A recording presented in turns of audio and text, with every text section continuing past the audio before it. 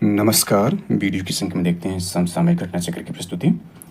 UP UPPSC द्वारा आयोजित यानी उत्तर प्रदेश लोक सेवा आयोग द्वारा अपर पीटी एग्जाम 2025 एग्जाम के लिए, यानी इसमें देखें ये पूर्वावलोकन है, पूर्व की परीक्षा में पूछे गए प्रश्नों का इसमें कलेक्शन है।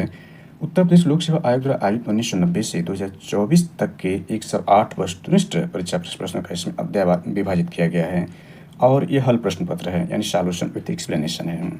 और ये सामान्य अध्ययन जनरल स्टडी का टॉपिक इसके अंतर्गत है। सम्मिलित विषय इसमें कौन से देखें तो भारतीय इतिहास, भारतीय राज्य व्यवस्था एवं शासन, सामान्य भूगोल, सामान्य विज्ञान, पर्यावरण परिस्थिति, आर्थिक एवं सामाजिक विकास, उत्तर प्रदेश विशेष इंपॉर्टेंट है। यानी यह जो आप देख सकते हैं पूर्वावलोकन के अंतर्गत वेरी वेरी इंपॉर्टेंट है। और इसके अंतर्गत यह सारी जानकारी इसमें निहित है। इसमें अनुकरण का यानी कंटेंट इसमें क्या दिया गया। आज का टॉपिक जो है वो भारत के इतिहास पर आधारित है, यानी इंडियन हिस्ट्री, और उसके अंतर्गत जो है प्राचीन भारत के इतिहास में महत्वपूर्ण टॉपिक को लेकर चलते हैं जो एग्जाम दृष्टिकोण से अक्सर पूछे जाते हैं। इसके बाद मध्यकालीन भारत के इतिहास पर लेक्चर बनाकर अपलोड किए जाएंगे जल्दी। इसके बाद आधुनिक भारत के इतिहास से संबंधित महत्वपूर्ण फैक्ट, हालांकि ज़्यादा आधुनिक भारत के इतिहास से परीक्षा में पूछे जाते हैं। और इसके बाद जो है प्राचीन भारत का इतिहास है और मध्यकालीन भारत का इतिहास तीसरे नंबर पर आता है। हालांकि इसमें अदला बदली होती रहती है, कोई कांस्टेंट नहीं है। इसके बाद भारतीय राज्य व्यवस्था एवं शासन पर जो है ये टॉपिक देख सकते हैं। इस पर महत्वपूर्ण लेक्चर बना के चैनल पर अपलोड जल्दी किए जाएंगे। इसके बाद सामान्य भूगोल के अंतर्गत टॉपिक है जीव विज्ञान, पर्यावरण पारिस्थितिकी, विश्व भूगोल, आर्थिक एवं सामाजिक विकास, सामान्य विज्ञान, उत्तर प्रदेश विशेष, यानी सारे टॉपिक कुल मिलाकर उत्तर प्रदेश अपर पीटी एग्जाम के लिए देखें तो कुल मिलाकर 8 टॉपिक है, जिसमें यूपी स्पेशल 8वीं टॉपिक है। तो ये सारे टॉपिक इसमें कवर किए गए हैं। और ये ध्यान दें कि यह अपर पीटी एग्जाम के लिए ही नहीं बल्कि एलटी ग्रेड शिक्षक भर्ती के लिए भी महत्वपूर्ण हो सकता है, जो कि जिसका एग्जाम 6 दिसंबर से शुरुआत हो रही गणित के साथ, जिसमें 30 प्रश्न जो होंगे वो जनरल स्टडीज या जीएस के होंगे। इसके अलावा जीएससी लेक्चरर के लिए भी ये लेक्चर अति महत्वपूर्ण साबित होगा, जिसमें 40 प्रश्न जो होंगे जीएस या जनरल स्टडी के होंगे। साथ ही असिस्टेंट प्रोफेसर भर्ती के लिए भी ये लेक्चर अति महत्वपूर्ण होगा, जो कि लोक सेवा आयोग द्वारा आयोजित वाली समस्त परीक्षाएं हैं।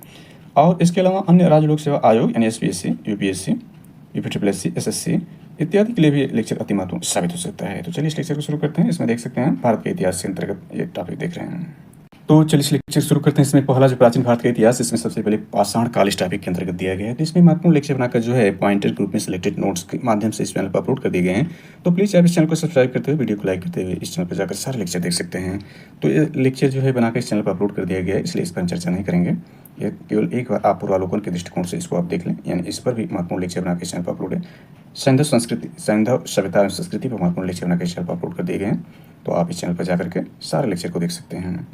तो ये सारी जानकारी पूर्व लेक्चर में दी जा चुकी है, इसलिए यहाँ पर वैदिक काल से भी महत्वपूर्ण लेक्चर बना के चैनल पर अपलोडेड है, आप इसको भी जाकर चैनल पर देख सकते हैं। ये सारी जानकारी पूर्व लेक्चर में दी जा चुकी है डिटेल में सिलेक्टेड नोट्स के माध्यम से। तो यहाँ पर हम चर्चा नहीं कर रहे हैं, इसमें हम जो आगे देखेंगे ये सारी जानकारी इसमें कवर कर दी जा चुकी है, इसलिए आप इसको केवल एक बार पूर्वावलोकन के दृष्टिकोण से इसमें देख लें।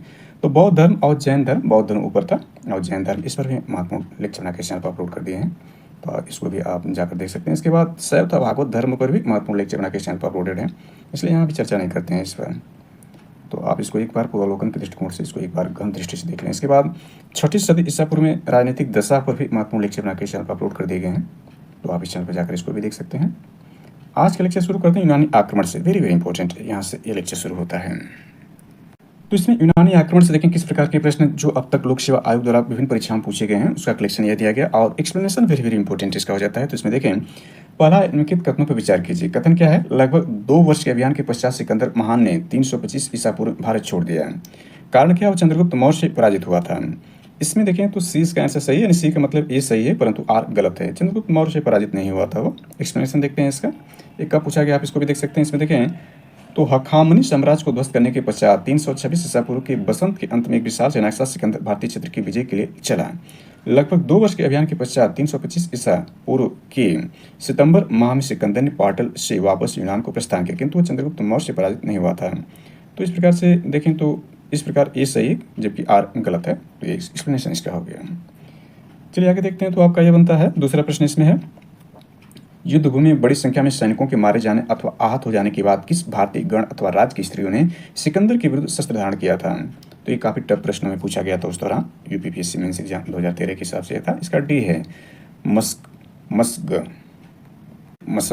इसमें देखें तो ये यहाँ की महिलाएं थी। सिकंदर के आक्रमण के समय अश्वक एक सीमांत गणराज्य था। अश्वक क्या था, एक सीमांत गणराज्य था जिसकी राजधानी मस्क थी। यूनानी लेखकों के अनुसार सिकंदर के विरुद्ध हुए युद्ध में बड़ी संख्या में पुरुष सैनिकों के मारे जाने के पश्चात यहाँ की स्त्रियों ने शस्त्र धारण कर लिया था, वेरी वेरी इंपॉर्टेंट है। इसके बाद अगला देखते हैं, इसमें जो प्रश्न बनता है तो यह भारत में सिकंदर की स्थापना भारत में सिकंदर की सफलता स्थापना है सॉरी भारत में सिकंदर की सफलता निम्न कारणों से थी, यानी उसके कारण क्या रहे। उस समय भारत में कोई केंद्रीय सत्ता नहीं थी, सही है। उसकी फौज बेहतर थी, ये भी सही है। उससे देशद्रोही शासकों से सहायता मिलती, ये भी सही है। वो एक अच्छा प्रशासक था, ये नहीं कहा जा सकता कि अच्छा प्रशासक था, लेकिन ये जो है सही है। सफलता के कारण में पूछ रहा है, तो 1, 2, 3 इसके स्टेटमेंट सही। इसका एक्सप्लेनेशन देखते हैं। सिकंदर की भारत में सफलता को उपयुक्त कारणों में प्रथम 3 सत्य हैं। डॉक्टर हेमचंद्र राय चौधरी ने उस समय यहाँ 28 स्वतंत्र शक्तियों का उल्लेख किया है। तात्पर्य है कि उस समय भारत में कोई केंद्रीय सत्ता नहीं थी। उसकी सेना निसंदेह श्रेष्ठ थी। आम भी जैसे तमाम देशद्रोही भारतीय शासकों ने उसे सहयोग दिया, तथापि भारत की विजय में उसके अच्छे प्रशासक होने का कोई योगदान नहीं था।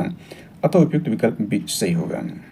चलिए चौथे प्रश्न को देते हैं। तो उस वीर भारतीय राजा का नाम बताया जिसे सिकंदर ने झेलम के तट पर पराजित किया था। तो उसका नाम पुरु या पोरस है, इंपॉर्टेंट है। इसमें देखें, सिकंदर ने झेलम नदी के तट पर पोरस यानी पुरु को पराजित किया, परंतु उसकी वीरता से प्रभावित होकर सिकंदर ने उसे अपना मित्र बना लिया, तब उसे उसका राज्य वापस करने के साथ कुछ नए इलाके भी प्रदान किए। एक एग्जाम पूछा जाता है, कब पूछा गया, इसको भी आप ध्यान दें। तो उस वीर भारतीय राजा का नाम यानी पुरु या पोरस था, जैसे सिकंदर झेलम नदी के तट पर पराजित किया था। तो ये देख सकते हैं, उसको मित्र बना लिया था वीरता से प्रभावित होकर। निम्नलिखित में से कौन सिकंदर के साथ भारत नहीं आया था, ये इंपॉर्टेंट है। यानी एग्जाम 2015 में देखें, ये पूछा गया है। तो इसमें सी है, डायमेकस जो है सिकंदर के साथ भारत नहीं आया था, जबकि निराकस, आनेस्ट्रिटस और अरिस्टोब्यूलस ये सिकंदर के साथ भारत आया था, लेकिन डायमेकस नहीं आया था।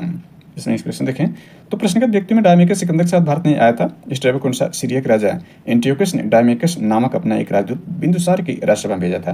यानी डायमेकस आया था भारत, लेकिन सिकंदर के साथ नहीं आया था, बल्कि वो बिंदुसार यानी सीरिया के राजा एंटियोकस के राजदूत के रूप में जो बिंदुसार के राजसभा में भेजा था, राजदूत के रूप में आया था। यानी राजदूत किसका था, सीरिया के राजा का था, और किसके दरबार में आया था, राजदूत के रूप में बिंदुसार के दरबार में आया था। अब चलिए देखते हैं मौर्य साम्राज्य के बारे में देखते हैं। प्रथम भारतीय साम्राज्य स्थापित किया गया था श्री चंद्रगुप्त मौर्य द्वारा।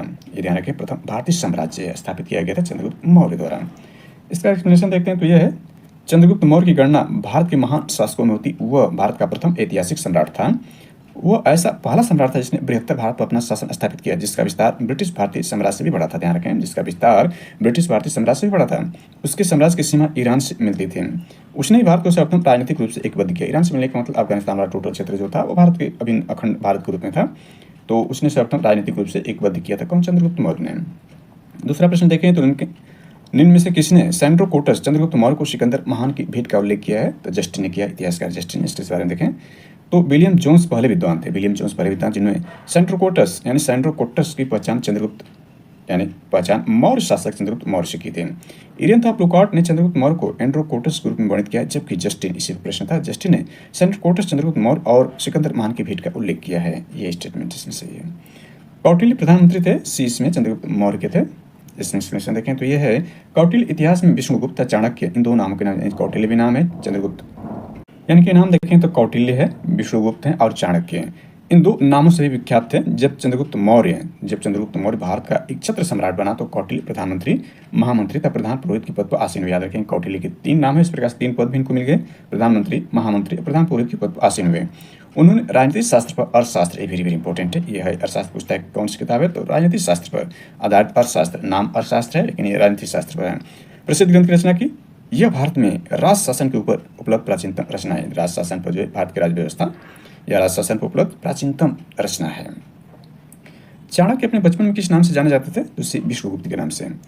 ऋषि चाणक्य ने अपने पुत्र का नाम चाणक्य रखा था। अर्थशास्त्र के लेखक के रूप में इसी पुस्तक में उल्लेखित कौटिल्य तथा एक पद्य खंड में उल्लेखित विष्णुगुप्त नाम की साम्यता चाणक्य से की जाती है। पुराणों में उसे द्विजवर्ष श्रेष्ठ ब्राह्मण कहा गया। प्रश्न में बचपन के नाम की बात कही गई। चाणक्य पर विशेष अध्ययन करने वाले विद्वान ट्राटमैन के अनुसार चाणक्य तथा कौटिल्य नाम चाणक्य के गोत्र नाम हो सकते हैं। इसी प्रकार कई विद्वानों ने निष्कर्ष निगत किया है कि चाणक्य तथा विष्णुगुप्त एवं कौटिल्य अलग अलग व्यक्ति हैं। आयोग ने इस प्रश्न का उत्तर विष्णुगुप्त माना। इसके अनुसार सी विकल्प विष्णुगुप्त सही है, यानी इसका बचपन का नाम विष्णुगुप्त रहा। आगे चलिए देखते हैं, तो ये कौटिल्य का अर्थशास्त्र है, एक क्या है, तो यहाँ देख सकते हैं इसमें ये नहीं है, आगे के विकल्प में ये होगा। यानी शासन के सिद्धांत की पुस्तक है, यानी राजव्यवस्था संबंधित है। कौटिल्य चाणक्य द्वारा मौर्य काल में रचित अर्थशास्त्र शासन के सिद्धांतों और अभ्यास की पुस्तक। इसमें राज्य के मंडल सिद्धांत, ध्यान रखें, राज्य के मंडल सिद्धांत जो विदेश नीति की व्याख्या करता है। इसके अलावा उसमें राज्य के सप्तांग सिद्धांत, वेरी इंपॉर्टेंट है। सप्तांक पहले जो देखें आयोग सोशल साइंस और जो है डिफेंस मेंस में रखता था, तो यह ज़्यादा प्रासंगिक उस दौरान होता था, क्योंकि यह जो है शासन सिद्धांत पर आधारित जो है कौटिल्य और माकियावेली अक्सर एग्जाम पूछा जाता था। तो इसमें सप्तांक सिद्धांत के अंतर्गत क्या है, पहले राजा है, फिर अमात्य है, फिर जनपद है, फिर दुर्ग है, फिर कोश है, फिर दंड है, मित्र है। यानी सातवां इसमें अक्सर एग्जाम पूछ देता है, पीटी में भी पूछता है सातवां इसका सप्तांक सिद्धांत क्या है, तो सातवां जो है मित्र आता है। ये क्रम भी याद आप रख सकते हैं। चलिए आगे देखते हैं। तो इसमें सर्वप्रथम व्याख्या मिलती है, अर्थशास्त्र में तत्कालीन प्रशासन एवं कृषि शिल्प एवं व्यापार व्यवस्था का विस्तृत जानकारी प्राप्त होती है। छठा इसमें देखें निम्नलिखित में से राज्य के सप्तांक सिद्धांत के अनुसार राज्य का सातवां क्या, देखिए यही पूछा है कई बार इसमें इस तरह से। सी इसमें मित्र है, सातवां हमने देखा था, यानी आखिरी इसमें देखें तो मित्र है। सप्तांक सातवां इसमें क्या है, यानी सातवां क्या है, मित्र इसका है। और छठा पूछेगा तो दंड हो जाएगा। और पांचवां कोश है, चौथा दुर्ग है, तीसरा जनपद है, दूसरा अमात्य और पहला राजा इसमें है। इसमें देखिए राज्य के सप्तांक सिद्धांत के अनुसार राज्य का सातवां अंग सुहृद, यानी सुहृद भी पूछ सकता है, सुहृद मित्र। सुहृद मित्र राज्य के कान है, यानी है क्या, मित्र जो होते हैं वो राज्य के कान होते हैं। राजा के मित्र शांति, यानी राजा के मित्र शांति एवं युद्धकाल दोनों में उसकी सहायता करते हैं। इस संबंध में कौटिल्य सहज आदर्श तथा कृत्रिम मित्र में भेद करते हैं, यानी जो एक सहज मित्र होता है, कृत्रिम मित्र होता है, दोनों में इसने क्या भेद किया है। सहज मित्र कृत्रिम मित्र से अधिक श्रेष्ठ होता है, यानी जो सहज मित्र होते हैं वह कृत्रिम बनावटी मित्र से अधिक श्रेष्ठ होता है। जिस राजा के मित्र लोभी, कामी तथा कार होते हैं उसका विनाश असंभाव्य है, यानी जिस राजा के मित्र लोभी हो जाए, कामी हो जाए, कार हो जाए, उस राजा का विनाश अवश्य होता है। निम्नलिखित में से किसकी पुस्तक, यानी निम्नलिखित में से किसकी तुलना मैकियावेली के प्रिंस से की जा सकती है। देखिए मैकियावेली भी इसमें दे दिया, तो बी है कौटिल्य के अर्थशास्त्र के। इसका एक्सप्लेनेशन देख लेते हैं। अर्थशास्त्र राजनीतिक शास्त्र का एक अद्वितीय ग्रंथ है, यानी अर्थशास्त्र क्या है, राजनीतिक शास्त्र का एक अद्वितीय ग्रंथ है जिसकी रचना इसकी तुलना इटली के राजनीतिक शास्त्री निकोलो मैकियावेली की प्रसिद्ध ग्रंथ द प्रिंस इल प्रिंसिपे से की जाती है। अगला देखें किसके शासनकाल में डिमिकस भारत आया था, तो बी है बिंदुसार के। इसी को हमने देख लिया था ऊपर ही। इसमें देखें स्ट्रैबो के अनुसार सीरिया के राजा एंटियोकस प्रथम ने डायमिकस नामक अपना एक राजदूत बिंदुसार की राजसभा में भेजा था। यह मेगास्थनीज के स्थान पर आया था, यानी मेगास्थनीज के स्थान पर कौन आया था, आया था डिमिकस, और भेजा था सीरिया के राजा ने, और बिंदुसार के दरबार में आया था। मेगास्थनीज किसके दरबार में आया था, चंद्रगुप्त मौर्य के दरबार में आया था। चलिए आगे देखते हैं। तो यह है किस प्राचीन नगर के अवशेष कुम्भहार स्थल से प्राप्त हुए हैं, तो बी है पाटलिपुत्र जो आधुनिक पटना है, यहाँ से जो है कुम्भहार स्थल, प्राचीन नगर के अवशेष कुम्भहार यानी पाटलिपुत्र जो है इसका अवशेष कुम्भहार स्थल से प्राप्त हुए हैं। इसमें देखें बिहार में पटना, यानी जो पहले पाटलिपुत्र था यह आधुनिक रूप से पटना है, कि समीप बुलंदी बाग एवं कुम्भहार से की गई खुदाई से मौर्य काल के लकड़ी के विशाल भवनों के अवशेष प्रकाश में आए हैं। ध्यान रखें, लकड़ी के विशाल भवनों के अवशेष प्रकाश में आए हैं। इन्हें प्रकाश में लाने का श्रेय स्मुदर महोदय को है। बुलंदी बाग से नगर के परकोटे के अवशेष तथा कुम्भहार से राजप्रसाद के अवशेष मिले, यानी बुलंदी बाग से क्या है, नगर की परकोटे के अवशेष मिले, जबकि कुम्भहार से राजप्रसाद यानी राजा के महल के अवशेष प्राप्त हुए हैं। कहाँ से प्राप्त हुए हैं, बिहार के पाटलिपुत्र के समीप बुलंदी बाग। कुम्भहार से खुदाई के दौरान, खुदाई कौन कराया, तो इस पूर्ण महोदय ने कराया था। बुलंदी बाग प्राचीन स्थान कहाँ पर, पाटलिपुत्र में है। मालवा गुजरात में महाराष्ट्र किस शासक ने पहली बार जीता था, तो डी चंद्रगुप्त मौर्य ने मालवा को, गुजरात को और महाराष्ट्र को पहली बार चंद्रगुप्त मौर्य ने जीता था। इसमें देखें तो राजनीतिक तौर पर लगभग समस्त भारत का एकीकरण चंद्रगुप्त मौर्य के नेतृत्व में संभव हुआ। प्रारंभिक बीजों के फलस्वरूप चंद्रगुप्त का साम्राज्य ब्यास नदी से लेकर सिंधु नदी तक के प्रदेश को विस्तारित हो गया, यानी ब्यास नदी पंजाब में देखें तो पंजाब एक पंचनद जो 5 नदियों का है, सिंधु और ब्यास के बीच में पंचनद, यानी पंजाब का क्षेत्र डेवलपमेंट उपजाऊ जो क्षेत्र था उसको पंजाब कहा गया। तो रुद्रदामन की जूनागढ़ अभिलेख किसका है, रुद्रदामन का, कि अभिलेख से पश्चिमी भारत पर उसका अधिकार प्रमाणित होता है। जैन ग्रंथों के अनुसार सौराष्ट्र के साथ साथ अवंती पर भी चंद्रगुप्त मौर्य का अधिकार था। उसकी मृत्यु के समय उसके साम्राज्य का विस्तार पश्चिम हिंदुकुश पर्वत यानी अफगानिस्तान में से लेकर पूर्व में बंगाल, यानी बंगाल की खाड़ी, बंगाल यानी देखें अखंड भारत के रूप में था, ये खाड़ी था, उत्तर में हिमालय की श्रृंखलाओं तथा दक्षिण में मैसूर था, मैसूर का मतलब कर्नाटक तक था। तो बहुत बृहद क्षेत्रफल पर साम्राज्य था चंद्रगुप्त मौर्य का। इसके बाद देखें तो ये अभिलेख जिससे ये प्रमाणित होता है कि चंद्रगुप्त का प्रभाव पश्चिम भारत यानी गुजरात पर था, कि सी जो है रुद्रदामन का जूनागढ़ अभिलेख से ये प्रमाणित होता है कि चंद्रगुप्त का प्रभाव पश्चिम भारत यानी गुजरात पर था। इसका एक्सप्रेशन देखें तो 150 ईस्वी के रुद्रदामन के जूनागढ़ अभिलेख में अनार्थ और सौराष्ट्र गुजरात प्रदेश में चंद्रगुप्त मौर्य के प्रांतीय राज्यपाल पुष्यगुप्त द्वारा सुदर्शन झील के निर्माण को उल्लेख मिलता है, जिससे यह सिद्ध होता है कि पश्चिमी भारत का यह भाग मौर्य साम्राज्य में शामिल था। ये भी एक से एग्जाम पूछता है कि सुदर्शन झील का निर्माण किसने कराया था, तो इसका प्रांतीय राज्यपाल चंद्रगुप्त, प्रांतीय राज्यपाल जो पुष्यगुप्त था। यहीं देखें तो पुष्यगुप्त जो था इसने क्या किया, सुदर्शन झील का निर्माण कराया। इससे यह प्रमाणित होता है कि इस क्षेत्र पर जो चंद्रगुप्त मौर्य का शासन था। चंद्रगुप्त मौर्य ने सेल्यूकस को किस वर्ष में पराजित किया था? तो सी है 305 ईसा पूर्व में। इसका एक्सप्लेनेशन देखिए तो मौर्य वंश के संस्थापक चंद्रगुप्त मौर्य सिकंदर के साम्राज्य के पूर्वी भाग के शासक सेल्यूकस की आक्रमणकारी सेना को 350 ईसा पूर्व में परास्त किया था। ध्यान रखें, सिकंदर के साम्राज्य के पूर्वी भाग के प्रशासक, पूर्वी भाग का मतलब ये भारत के पास वाला जो था, यानी जो अफगानिस्तान के पार्ट यानी भारत की तरफ जो आ रहा था, क्योंकि ईरान से देखें तो ये जो भारत की तरफ पूर्व का पार्ट था, तो इसके पूर्व की तरफ जो शासन कर रहा था वो सेल्यूकस था, उसको पराजित किया था 305 में सिकंदर चंद्रगुप्त मौर्य ने। 13वां, अशोक के संदर्भ में निम्नलिखित कथनों पर विचार कीजिए। अशोक ने धम्म की जो परिभाषा दी वह राहुलोवाद सूत्र से ली गई है। अपने राज्याभिषेक के 14वें वर्ष में अशोक ने धम्म महामात्र नामक एक नवीन प्रकार कर्मचारी की नियुक्ति की। ये देखें तो 22 दिसंबर 2024 यानी 22 दिसंबर 2024 को जो अपर पीटी एग्जाम यानी पीपीसी द्वारा आयोजित किया गया था 2024 का जो पीसीएस परीक्षा कराया गया, तो उसमें पूछा गया प्रश्न था। तो इसका एक्सप्लेनेशन देख लेते हैं। यानी ये काफ़ी लेटेस्ट इसमें अपडेट किए गए हैं, क्योंकि 24 का प्रश्न है और 25 का पीसीएस होने वाला है, तो इसलिए इंपॉर्टेंट हो जाता है। इसका एक्सप्लेनेशन देखते हैं। यानी इसमें यानी 1 व 2 दोनों इसमें कथन से एक्सप्लेनेशन देखते हैं। यानी यहाँ पूछा गया, आप देख सकते हैं पीपीसी पीटी एग्जाम 2025 में, सॉरी 2024 में, क्योंकि 25 का भी होने वाला है। देखें इसका एक्सप्लेनेशन। तो अशोक का धम्म का सिद्धांत बौद्ध शिक्षाओं की उसकी समझ पर आधारित है, जो नैतिक और आचारिक व्यवहार, अहिंसा, सहिष्णुता और सभी जीवों के प्रति सम्मान को महत्व देती है। राहुलोवाद सूत्र एक बौद्ध ग्रंथ है। यानी राहुलोवाद क्या है? एक बौद्ध ग्रंथ है जो बुद्ध द्वारा अपने पुत्र राहुल को दिए गए उपदेश से संबंधित है। इस सूत्र को गे विजय भी कहा जाता है। इंपॉर्टेंट है, आप नोट पॉइंट रूप में इस सूत्र को क्या कहा जाता है? गे विजय भी कहा जाता है, अर्थात गृहस्थों के लिए अनुशासन ग्रंथ है। गृहस्थ बौद्ध उपासक के लिए परम उद्देश्य स्वर्ग प्राप्त करना था, न कि निर्वाण। कपितर इतिहासकारों के अनुसार अशोक के धम्म की परिभाषा का उत्स राहुलोवाद सूत्र में मिलता है, जबकि कुछ अन्य इतिहासकार अशोक के धम्म का स्रोत सिंगलावाद सूत्र को भी मानते हैं। ये भी याद रखें, सिंगलावाद सूत्र भी अशोक से संबंधित है। इस आधार पर कथन एक सही माना जा सकता है। अशोक ने अपने राज्याभिषेक के 13वें वर्ष पश्चात अर्थात 14वें वर्ष में धम्म महामात्रों की नियुक्ति की, जो उनके साम्राज्य में धम्म का मतलब नैतिक और धार्मिक आचार को बढ़ावा देने का कार्य करते थे। कथन 2 भी सही हुआ। इसका एक्सप्लेनेशन काफी डिटेल में रहा। किसके शासनकाल में मेगास्थनीज भारत आया था? तो सी चंद्रगुप्त मौर्य के। इसका एक्सप्लेनेशन देखें तो मेगास्थनीज सेल्यूकस निकेटर द्वारा चंद्रगुप्त मौर्य की राज्यसभा में भेजा गया यूनानी राजदूत था। इसके पूर्व वह अराकोसिया के क्षत्रप के राज दरबार में सेल्यूकस का राजदूत रह चुका था। मेगास्थनीज ने काफी समय तक मौर्य दरबार में निवास किया। भारत में उसने जो कुछ भी देखा सुना उसने इंडिका नामक अपने ग्रंथ में लिपिबद्ध किया। इंडिका कौन लिखा है? ये मेगास्थनीज लिखा। मेगास्थनीज के कौन है? यह सेल्यूकस निकेटर का दूत था, जो चंद्रगुप्त मौर्य वंश के संस्थापक चंद्रगुप्त मौर्य राज्यसभा में आया था यूनानी राजदूत के रूप में। निम्नलिखित में से किस स्रोत में उल्लिखित है कि प्राचीन भारत में दास्तां नहीं थी? तो ये मेगास्थनीज की इंडिया में उल्लिखित है कि प्राचीन भारत में दास्तां नहीं थी।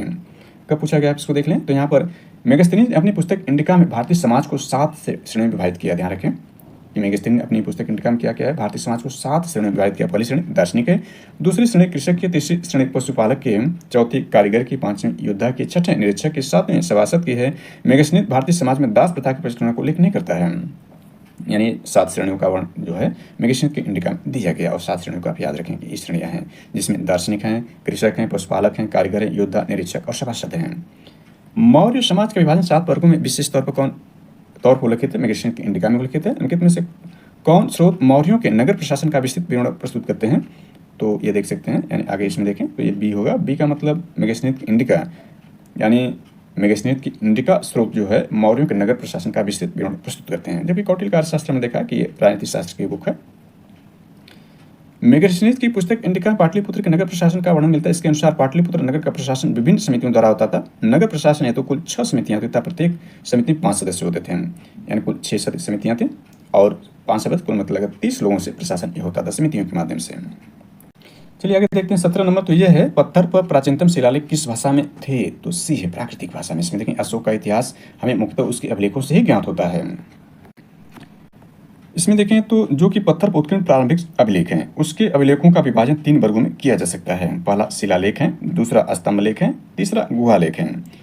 शिलालेख 14 विभिन्न लेखों का एक समूह है। यानी शिलालेख कुल कितने हैं? 14 हैं। 14 विभिन्न लेखों का समूह है जो 8 विभिन्न स्थानों से प्राप्त हुए। यानी 14 कहाँ से प्राप्त हुए? 8 विभिन्न स्थानों से प्राप्त हुए। ये स्थान हैं, यानी कहाँ से ये 14 शिलालेख प्राप्त हुए हैं। पहला देखें साबाजगढ़ी, मानशेहरा, कालसी, गिरनार यानी जो गुजरात में है, धौली, जौगढ़, एरा गोड़ी सोपारा से मिले। अशोक के अधिकांश अभिलेख प्राकृतिक भाषा एवं ब्राह्मी लिपि में लिखे गए हैं। केवल 2 अभिलेखों, ध्यान रखें, केवल 2 अभिलेखों शाहबाजगढ़ी ए मान सेहरा दूसरा वाला की लिपि ब्राह्मीण होकर खरोष्टी है। तक्षशिला से अमेराइक लिपि में लिखा गया एक भग्न अभिलेख सरेकुना नामक स्थान से यूनानी तथा आरमेइक लिपि में लिखा गया है।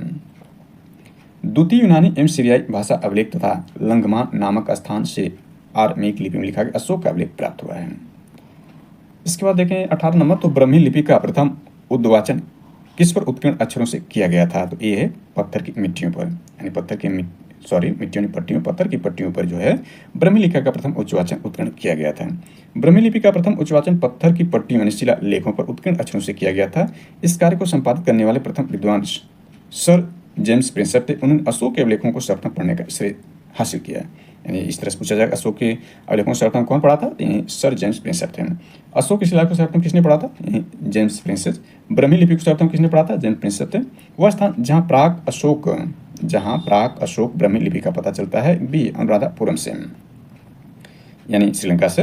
प्राक अशोक ब्राह्मी 34 शताब्दी ईसा पूर्व लिपि का पता श्रीलंका स्थित अनुराधापुरम से प्राप्त अभिलेख से पता चलता है। और कुछ और स्थानों के अभिलेखों से इस प्रकार की लिपि का साक्ष्य मिलता है। उनके नाम इस प्रकार से हैं पिपरवा, शाहगौरा और महास्थान। अगले प्रश्न 20 नंबर देखें, तो तीर्थ यात्रा के समय सम्राट अशोक निम्नलिखित स्थानों पर गए, उन्होंने किस मार्ग का अनुगमन किया था? यानी उनके मार्ग का इसमें अनुगमन करना है, बताना है। तो सबसे पहला इसमें देखें, काफ़ी भारी भरकम 1999 पीटी में पूछा गया प्रश्न है। यानी इसमें सबसे पहले चौथे स्थान के लुम्बिनी गए। तीर्थ यात्रा के समय सम्राट अशोक निम्नलिखित स्थानों पर गए, उन्होंने किस मार्ग का अनुसरण किया था? तीर्थ यात्रा जो सबसे पहले लुम्बिनी गए, यानी 4 नंबर है। फिर 2 कपिलवस्तु गए, इसके बाद 1 गया गए, इसके बाद 5 श्रावस्ती गए, इसके बाद 3 मतलब कुशीनगर गए, 5 का मतलब सारनाथ गए, लास्ट में श्रावस्ती गए। यानी कुल मिलाकर ये आपका रहा 42 153 6, ये वाला सही रहा आपका। यानी जाने वाले में सबसे पहले लुम्बिनी गए, फिर दूसरा इसका मतलब कपिलवस्तु गए, फिर 1 गया गए, फिर इसके बाद 5 सारनाथ गए, फिर इसके बाद 3 कुशीनगर गए, लास्ट में श्रावस्ती गए। यहाँ देखें, अभिलेखित साक्ष्यों के आधार पर स्पष्ट होता है कि बौद्ध धर्म ग्रहण करने के उपरांत अशोक ने आखेट बिहार यात्राएं रोक दी, रोक दी तथा उसके स्थान पर धम्म यात्राएं प्रारंभ की। वह महात्मा बुद्ध के चरण चिन्हों से पवित्र हुए स्थानों में राज्याभिषेक के 10 वर्ष बाद 8वां शिलालेख में ऐसा दिया गया है। यानी 14 शिलालेखों में 8वें शिलालेख संबोधि बोध गया था। 20 वर्ष बाद उन्होंने दी अभिलेख लुम्बिनी गया था, उसकी पूजा की। बौद्ध साहित्यिक साक्ष्यों के अनुसार आधार पर इतिहासकार विंसेंट स्मिथ ने अशोक की धम्म यात्राओं का क्रम इस प्रकार दिया है। सबसे पहले लुम्बिनी, यानी लुम्बिनी को देख सकते हैं, इसके बाद कपिलवस्तु, फिर बोध गया, फिर सारनाथ, फिर कुशीनगर, लास्ट में श्रावस्ती। इस प्रकार से ये इसका क्रम के हिसाब से ही होता है। लिखित अभिलेखों में से किसमें अशोक का नाम उल्लेख हुआ है? अक्सर पूछता है, गुर्जरा में अशोक के नाम का उल्लेख हुआ है। एक्सप्लेनेशन देखें, अशोक का इतिहास में मुख्यतः उसके अभिलेखों से ज्ञात होता है। उसके अभी तक 40 से अधिक अभिलेख प्राप्त हो चुके हैं। मास्की, गुर्जरा, नेतूर, उडे, गोलम के अभिलेखों में अशोक का व्यक्तिगत नाम मिलता है। यानी ध्यान रखें कि इतने में, यानी 4 अभिलेखों में मास्की, गुर्जरा, नेतूर, औडे, गोलम में जो है अशोक का व्यक्तिगत नाम अशोक के रूप में मिलता है। गुर्जरा लघु शिलालेख जिसमें अशोक का नाम उल्लेख किया गया है, कहाँ पर स्थित है? तो मध्य प्रदेश के दतिया जिले में है। इसका इसमें अशोक के नाम उल्लेख करने वाला गुर्जरा लघु शिलालेख मध्य प्रदेश दतिया जिले में स्थित है। अगला कालसी प्रसिद्ध है। कालसी किसी अशोक के शिलालेख के कारण प्रसिद्ध है। कालसी उत्तराखंड के देहरादून जिले में स्थित है। यहाँ से अशोक का शिलालेख मिलता है, इसलिए कालसी का ऐतिहासिक महत्व है। कलिंग युद्ध का विवरण हमें ज्ञात होता है, यानी कलिंग युद्ध का विवरण हमें ज्ञात होता है। ये 13वें शिलालेख से, अशोक के 13वें शिलालेख से हमें कलिंग युद्ध का विवरण ज्ञात होता है। इसमें देखें, अशोक के राज्यकाल की पहली बड़ी घटना कलिंग युद्ध और उसमें अशोक की विजय थी। अशोक के 13वें यानी XIII शिलालेख में इस युद्ध के संदर्भ में स्पष्ट साक्ष्य मिलता है। यह घटना अशोक के राज्यारोहण के 8 वर्ष बाद, ध्यान रखें 8 वर्ष बाद 18 अर्थात 261 ईसा पूर्व में घटित होती है। यानी अशोक के राज्यारोहण के 8 वर्ष बाद अर्थात 261 ईसा पूर्व में घटित होती है और इसका प्रमाण में अशोक के 13वें शिलालेख से मिलता है। इस शिलालेख में उसने कलिंग युद्ध में हुई पीड़ा पर अपना दुख और पश्चाताप व्यक्त किया है। 25 नंबर देखते हैं, इनके में से अशोक का कौन सा शिलालेख धार्मिक संश्लेषण समन्वय के बारे में कहता है? तो ये 12वां शिलालेख। अशोक का 12वां शिलालेख कहता है सभी संप्रदायों के सार तत्व में वृद्धि हो, यानी सभी संप्रदायों के सार तत्व में वृद्धि हो, क्योंकि सबका मूल संयम ही है। हमें सभी संप्रदायों का आदर करना चाहिए। अतः स्पष्ट है कि 12वें शिलालेख से धार्मिक संश्लेषण समन्वय के बारे में प्रमाण देता है। अशोक के निम्न अभिलेखों में से पूर्ण रूपेण धार्मिक सहिष्णुता प्रति समर्पित कौन सा अभिलेख है? तो बी यही हो गया, 12वां ही। अशोक के दीर्घ शिलालेख 12 में यानी XII सभी संप्रदायों के सार की वृद्धि में कामना की गई था। धार्मिक सहिष्णुता हेतु पालनीय उपाय बताए गए हैं। निम्नलिखित में से किस दक्षिण राज्य का उल्लेख अशोक के अभिलेखों में नहीं है? तो डी सातवाहन का उल्लेख नहीं है अशोक के अभिलेखों में। इसमें देखें तो अशोक के दूसरे यानी सेकंड बृहद मुख्य शिलालेख में दक्षिण भारतीय राज्यों यानी कौन कौन सा राज्यों एक से पूछ देगा तो चोल, पांड्य, सतीपुत्र एवं केरलपुत्र सहित ताम्रपर्णी श्रीलंका की सूचना मिलती है। इसके अतिरिक्त 13वें बृहद शिलालेख में भी चोल, पांड्य, ताम्रपर्णी का उल्लेख हुआ है। सातवाहनों का उल्लेख अशोक के शिलालेख में किसका उल्लेख हुआ ये भी याद रखें, और किसका नहीं हुआ, सातवाहन इसमें है। अशोक के निम्नलिखित अभिलेखों में से किसमें दक्षिण भारतीय राज्यों का उल्लेख हुआ है? तो द्वितीय मुख्य शिलालेख में जो दक्षिण भारतीय राज्यों का उल्लेख हुआ है। टालमी, फिलाडेल्फस, तुरमय किसके साथ अशोक के राजनयन संबंध थे? कहाँ का शासक था? तो इसका आंसर देखें यानी विकल्प देख सकते हैं, विकल्प यहाँ पर दिया गया है। इसका सही आंसर जो बी है, बी का मतलब आपका जो ये बनेगा मिस्र के साथ संबंध है। इसका एक्सप्लेनेशन देख लेते हैं। एक्सप्लेनेशन इस प्रकार से बनता है कि मौर्य शासक अशोक के 13वें शिलालेख से यह ज्ञात होता है कि अशोक के 5 यवन राजाओं के साथ मैत्रीपूर्ण संबंध थे। 5 यवन राजाओं के साथ क्या थे? मैत्रीपूर्ण संबंध थे। वे कौन से? जिनमें अंतियोक यानी एंटियोकस सेकेंड थियोस सीरिया का शासक था, तुरमय या तुरमाय टॉलमी सेकेंड फिलाडेल्फस मिस्र के राजा के साथ था, अंतकिनी एंटीगोनस गोनातास मिसिडोनिया या मकदूनिया का राजा था, और मग साइरिन का शासक था। अलेक्सुंदर अलेक्जेंडर एपायरस या एपीरस का राजा शामिल है। इनके जो है 5 यवन राजाओं के साथ मैत्रीपूर्ण संबंध थे। तो ये प्रश्न देख सकते हैं, इसमें जो प्रश्न पूछा था यही था कि टालमी फिलाडेस टूरस जिसके साथ अशोक के राजनीतिक संबंध थे वो कहाँ था? मिस्र था। यानी संबंधों में देखें तो सीरिया के शासक के साथ मैत्रीपूर्ण संबंध था, मिस्र का तो दिया ही है। इसके बाद देखें मकदूनिया के राजा के साथ संबंध था, साइरिन के शासक था, और इसके बाद एपीरस के राजा के साथ जो है मैत्रीपूर्ण संबंध था। किसका? अशोक का। इसके बाद देखो किस राजवंश के शासकों के सुदूर देशों जैसे सीरिया मिस्र के साथ राज के संबंध थे? मौर्यों के। इसके बाद कथन और कारण देखें। अशोक ने कलिंग को मौर्य साम्राज्य में जोड़ लिया। अशोक ने कलिंग को मौर्य साम्राज्य में जोड़ लिया। कारण क्या है? कलिंग दक्षिण भारत को जाने वाले स्थलीय और समुद्री मार्गों को नियंत्रित करता था। तो इसमें देखें ए हो जाएगा, यानी इसमें सही और स्पष्टीकरण भी दे रहा है, यानी ए और आर दोनों सही है। आर ए का सही स्पष्टीकरण मतलब अशोक ने कलिंग को मौर्य साम्राज्य में जोड़ लिया। अशोक ने कलिंग को मौर्य साम्राज्य क्या किया? जोड़ लिया। और कलिंग दक्षिण भारत को जाने वाले स्थलीय, ध्यान रखें स्थलीय और समुद्री, कलिंग जो है देखें तो ये उड़ीसा में था, तो बंगाल खाड़ी यानी इस तरह से स्थलीय रूप में भी और समुद्री मार्ग दोनों को नियंत्रित करता था। तो दोनों सही, एक्सप्लेनेशन भी सही है। इसके बाद देखें इसमें इसका एक्सप्लेनेशन। अशोक ने अपने राज्याभिषेक के 8 वर्ष बाद कलिंग पर विजय प्राप्त कर उसे मौर्य साम्राज्य में शामिल कर लिया। दक्षिण के साथ सीधे संपर्क के लिए समुद्री तथा स्थल मार्ग पर मौर्यों का नियंत्रण आवश्यक था। यदि कलिंग स्वतंत्र देश रहता तो समुद्री और स्थल मार्ग से होने वाले व्यापार में रुकावट पड़ सकती थी। अतः कलिंग को मगध साम्राज्य मिलाना आवश्यक था। यानी मगध देखें तो आधुनिक बिहार जो क्षेत्र मगध है और कलिंग उड़ीसा है, तो साम्राज्य मिलाना आवश्यक था। इस प्रकार कथन और कारण दोनों सही था, कथन कारण से व्याख्या भी करता है। अगला देखें, किसने सहिष्णुता, उदारता और करुणा के त्रिविध आधार पर राजधर्म की स्थापना किया था? ये अशोक ने किया था। इसमें देखें अशोक ने अपनी प्रजा के विशाल समूह को ध्यान में रखकर ही एक ऐसे व्यवहारिक धर्म का प्रतिपादन किया जिसका पालन आसानी से सब कर सके। अशोक का धर्म सदाचार का धर्म था। ये ऐसे नैतिक नियम थे जिसका संप्रदाय विशेष से कोई संबंध नहीं था और जो मानवता कल्याण के लिए घोषित किए गए थे। सहिष्णुता, उदारता एवं करुणा उसके त्रिविध आयाम थे। यानी त्रिविध आयाम किसके थे? अशोक के थे। कौन? सहिष्णुता, उदारता, करुणा। भारत का प्रथम अस्पताल एवं औषधि बाग निर्माण करवाया था तो अशोक ने करवाया था। ध्यान रखें, भारत का प्रथम अस्पताल औषधि बाग का निर्माण अशोक ने करवाया था। एक्सप्लेनेशन देखें तो सम्राट अशोक युद्ध के लिए इतना प्रसिद्ध नहीं हुआ जितना कि धम्म विजेता लोकोपकारी कार्यों के लिए हुआ। वह न केवल मानव वरन संपूर्ण प्राणी जगत के प्रति उदारता का दृष्टिकोण रखता था। इसी कारण उसने पशु पक्षियों के वध पर प्रतिबंध या बैन लगा दिया। अशोक ने लोकहित के लिए छायादार वृक्ष लगवाए, धर्मशालाएं बनवाए, कुएं भी खुदवाए। अशोक ने ही अपने शासनकाल मनुष्यों, ध्यान रखें अपने शासनकाल मनुष्यों व पशुओं के लिए उपयोगी औषधियों होती पहली बार अस्पताल, औषधालय एवं औषधि बाग का निर्माण करवाया। मौर्यकालीन शासकों ने धार्मिक आधार पर भू अनुदान नहीं दिया। ध्यान रखें, इसमें नहीं दिया कर रहा है। भू अनुदान के विरुद्ध कृषकों ने विद्रोह किया था। तो इसका सही आंसर सी, यानी इसमें देखें तो ये सही है किंतु आर गलत है, यानी कृषकों ने विद्रोह नहीं किया था, जबकि ये सही है। मौर्यकालीन शासकों ने धार्मिक आधार पर भू अनुदान नहीं दिया था, यानी नहीं दिए थे, सही होता है। और ये विद्रोह किए थे किससे, तो ये गलत हो जाता है। इसमें देखें इसका एक्सप्लेनेशन।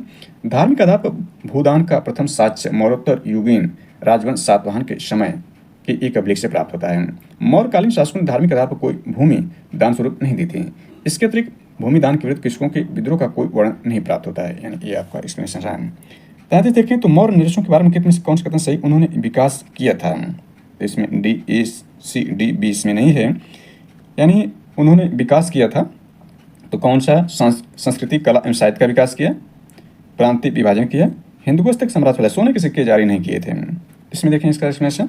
तो मौर्य सम्राटों ने संस्कृति कला साहित्य के विकास में महत्वपूर्ण भूमिका अदा की। चंद्रगुप्त मौर्य का साम्राज्य उत्तर पश्चिम ईरान की सीमा से लेकर दक्षिण में वर्तमान उत्तरी कर्नाटक तक फैला था। पूर्व में मगध से लेकर पश्चिम सौराष्ट्र तक एवं सुपारा तक का संपूर्ण प्रदेश उसके साम्राज्य के अधीन था।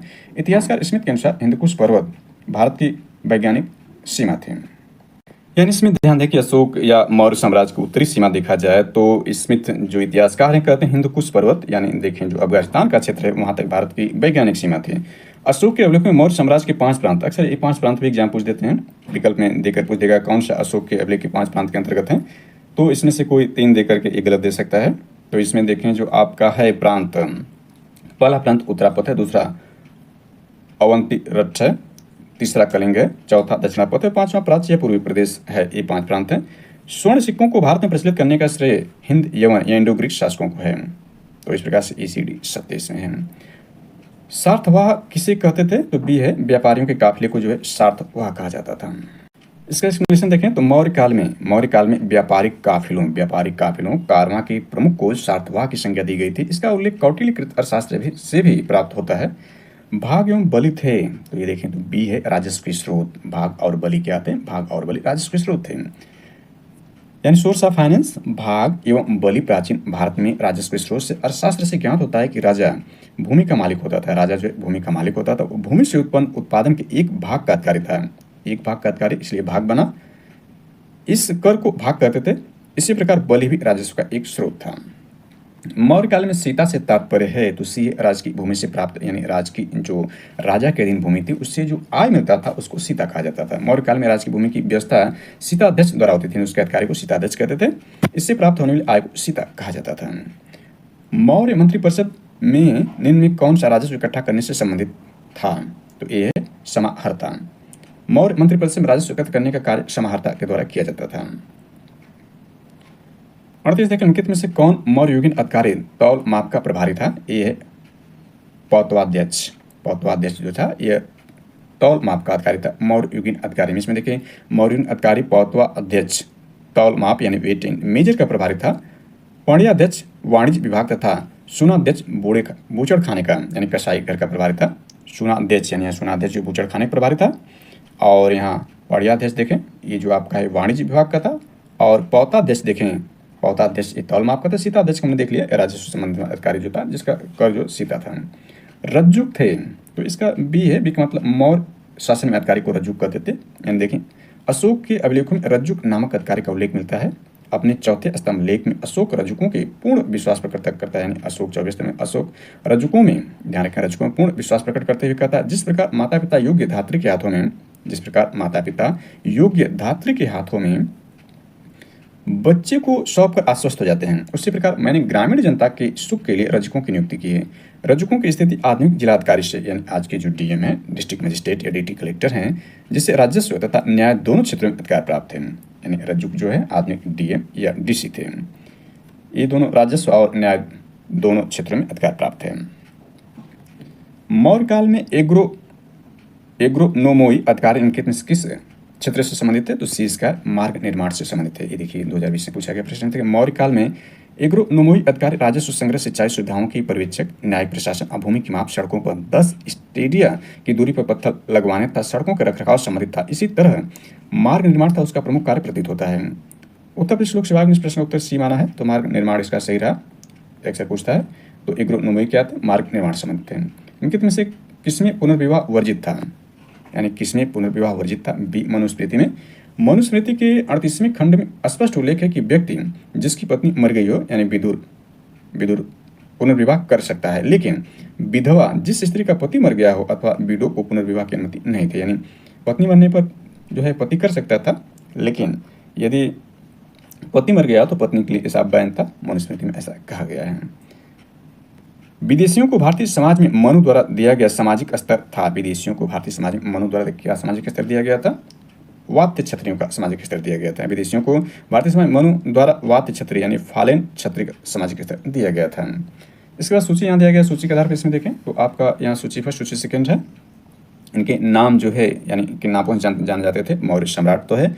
इसमें चंद्रगुप्त को देखें तो चंद्रगुप्त को जाना जाता है सेंट्रोकोटस, यानी इसके रूप में पहचान किया था, हमने देख लिया था। इसके बाद बिंदुसार को देखें, बिंदुसार को जो अमित्रघात के रूप में जाना जाता है। और अशोक को देखें तो अशोक को प्रियदर्शी के रूप में जानते हैं। और चाणक्य जो है विष्णुगुप्त के रूप में जाने जाते थे। तो इसका सी आंसर सही हुआ। इसकी सही सुमेल को देख लेते हैं यहाँ पर, चंद्रगुप्त सेंट्रोकोटस, बिंदुसार अमित्रघात, अशोक प्रियदर्शी और चाणक्य विष्णुगुप्त के रूप में। 44 ईस्वी सन के पूर्व की कुछ शताब्दी निम्नलिखित में से किस शासकों ने गिरनार क्षेत्र में जल संसाधन व्यवस्था की ओर ध्यान दिया था? गिरनार जो गुजरात में है, तो इसका भी आंसर सही हो जाता है। 2 और 3, 2 और 3 का मतलब चंद्रगुप्त मौर्य और 3 का मतलब अशोक। इन्होंने जो है गिरनार क्षेत्र में जल संसाधन व्यवस्था पर ध्यान दिया था। जबकि महापद्मनंद और रुद्रदामन से इसका कोई संबंध नहीं है। इसमें देखें ईस्वी सन के पूर्व की कुछ शताब्दी में चंद्रगुप्त मौर्य एवं अशोक ने गिरनार क्षेत्र में जल संसाधन व्यवस्था पर ध्यान दिया था। उस क्षेत्र में चंद्रगुप्त मौर्य ने सुदर्शन झील खुदवाई। ध्यान रखें, ये पूछ देता है सुदर्शन झील कौन खुदवाई। उस क्षेत्र में चंद्रगुप्त मौर्य ने सुदर्शन झील खुदवाई और अशोक ने ईसा पूर्व 3री शताब्दी में इससे नहरें निकलवाई। छक छत्र रुद्रदामन के जूनागढ़ अभिलेख में इन दोनों के कार्यों का वर्णन मिलता है। रुद्रदामन के गवर्नर सुविशाख ने इस झील की मरम्मत करवाए थे। यह कार्य 2री शताब्दी ईस्वी का है। इस प्रकार यद्यपि शक शासक रुद्रदामन का नाम भी गिरनार क्षेत्र की जल संसाधन व्यवस्था से जुड़ा, किंतु इसका समय 2री शताब्दी ईसा पूर्व का। इस प्रकार सही उत्तर विकल्प भी। इसके अतिरिक्त स्कंदगुप्त के समय में भी इस झील का पुनरुद्धार कराया गया था। जल की आवश्यकता को ध्यान में रखते हुए जिस प्रथम शासक ने गिरनार क्षेत्र में झील का निर्माण कराया था चंद्रगुप्त मौर्य है। निम्नलिखित में से किस अभिलेख में चंद्रगुप्त और अशोक दोनों को उल्लेख मिलता है? महाक्षत्र रुद्रदामन का जूनागढ़ अभिलेख से। निम्नलिखित अभिलेखों में किसमें अशोक के अभिलेख भी पाया गया है? यानी किसमें जो है एक अभिलेख है जिसमें अशोक का अभिलेख भी पाया गया है, तो ये है महाक्षत्र रुद्रदामन का जूनागढ़ अभिलेख है। इसमें अशोक का अभिलेख भी है। अशोक का अभिलेख महाक्षत्र रुद्रदामन के जूनागढ़ अभिलेख पर भी है, पाया गया है। रुद्रदामन पश्चिमी भारत के शकों का एक महाराजा था। गुजरात, यानी ध्यान रखें, शकों का महाराजा था। गुजरात के जूनागढ़ गिरनार में शक संवत 72 150 ईस्वी का उसका एक अभिलेख प्राप्त हुआ है, जिससे उसकी विजयों, व्यक्तित्व एवं कृतित्व का विवरण प्राप्त होता है। अशोक के अतिरिक्त स्कंदगुप्त के भी 2 लेख इस पर खुदे हैं। सर्वप्रथम 1822 ईस्वी में कर्नल टार्ट ने इस लेख को पता लगाया। यह विशुद्ध संस्कृत भाषा था, ब्राह्मी लिपि में लिखित प्राचीनतम लेखों में एक। इसकी रचना का मुख्य उद्देश्य सुदर्शन झील के बांध के पुनर्निर्माण का विवरण सुरक्षित करना है। यानी गुजरात जूनागढ़ गिरनार में यह, इसको देख सकते हैं आप। यानी ये जो अभिलेख है गुजरात में रुद्रदामन का जूनागढ़ अभिलेख है। आगे देखते हैं तो बराबर पहाड़ियों गुफाओं के विषय में कौन सा सही नहीं? ध्यान रखना, इसमें सही नहीं पूछ रहा है। ये अभिलेख ईसा पूर्व छठी शताब्दी के, ये गलत है। शेष इसमें सही। बराबर पहाड़ियों कुल 4 गुफाएं सही है। 3 गुफाओं की दीवार पर अशोक के अभिलेख उत्खनन सही है। इन अभिलेखों में इन गुफाओं के आजीविकों को समर्पित होने को लेकर ये भी सही है। यानी कब पूछा गया आप देख सकते हैं। इसमें देखें दक्षिणी बिहार, ये है क्या? ध्यान रखें, दक्षिणी बिहार के जहानाबाद जिले में बराबर और नागार्जुनी पहाड़ी स्थित है। नागार्जुनी पहाड़ियों में 3 गुफाएं, बराबर पहाड़ियों में कुल 4 गुफाएं स्थित हैं। बराबर पहाड़ियों की 3 गुफाओं की दीवारों पर अशोक के लेख उत्तीर्ण है। चौथी गुफा लोमस ऋषि गुफा में मौखरी शासक अनंत वर्मा का उल्लेख है। इसे वैष्णव गुफा भी कहते हैं। प्रथम 3 गुफा लेखों में अशोक द्वारा आजीविक संप्रदाय के साधुओं के निवास के लिए गुफा दान दिए जाने का विवरण सुरक्षित है। चट्टानों काटकर बनाई गई इन गुफाओं का संबंध मौर्य काल 321 से 184 ईसा पूर्व से है। इन गुफाओं में उत्कीर्ण अभिलेख 3री सदी ईसा पूर्व संबंधित है। 3री सदी इसमें दिया है, 6वें ईसा पूर्व दिया है, इसलिए गलत हो गया। निम्नलिखित में से कौन सा युग सही सुमेलित है? यानी इसमें पूछ रहा है सुमेलित के हिसाब से, तो इसमें सी सही है। सी का मतलब 1, 2, 4 सही। तीसरा इसमें गलत है। राजगिरी का ये जो है ये गलत है। शेष इसमें लोथल एंशिएंट डकयार्ड, यानी प्राचीन, ये अंग्रेजी में लिखा है, प्राचीन बंदरगाह। Sarnath first sermon of Buddha का प्रथम उपदेश दिया गया है। Nalanda great seat of Buddhist learning, यानी सारे हिंदी में तो सभी लोग कर लेते हैं। Lion capital of Ashoka, Ashoka का लायन स्तंभ, ये राजगिरी नहीं है। तो इसमें देखें Lothal Asian dockyard, Sarnath first sermon of the Buddha, Nalanda great seat of Buddhist learning, ये सही है। परंतु राजगीर लायन कैपिटल अशोक का से, लायन कैपिटल अशोक जो सारनाथ में है, यानी लौह स्तंभ जो है वह सारनाथ से है। इसके बाद मौर्योत्तर काल आता है, जो नेक्स्ट लेक्चर में कवर किया जाएगा। मौर्य काल के बाद के जो काल रहे हैं उस पर प्रश्न को अगले जो लेक्चर में देखा जाएगा।